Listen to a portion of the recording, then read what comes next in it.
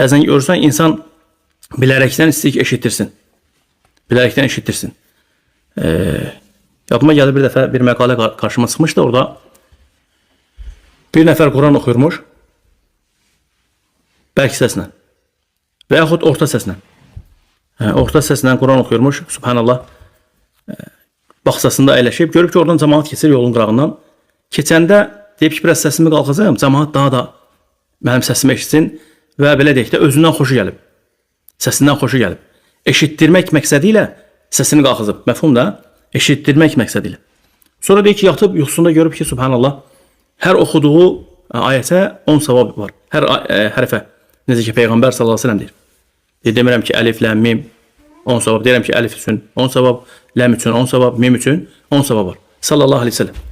Deyir, görürəm ki, yazırlar deyə mənim savablarımı, həsənətlərimi. 10 savab, 20 savab, 100 savab, 50 savab. Hansı ki, deyib, bir dənə baxdım, deyib, oxuduğum bəzi yerlər var, bir neçə ayə. Ora boşluq qalıb, subhanallah. Oranı doldurmayıblar. Soruşdum ki, niyə görə bura boşluq qalıb? Niyə görə bunlar da öncəki ayətlər kimi və yaxud ondan sonra gələn ayətlər kimi dolu deyil? Ona deyilib ki, subhanallah, sən deyir, oxuyanda oradan cəmaat keçirdi. Onlara görə səsini qalxasın, Allaha görə deyil. Ondan qabaq Allah üçün oxuyurdun, hamısı yazılırmışdı.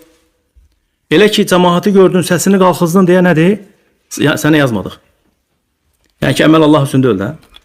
Məfhum oldu. Əməl Allah üçün deyil, subhanallah.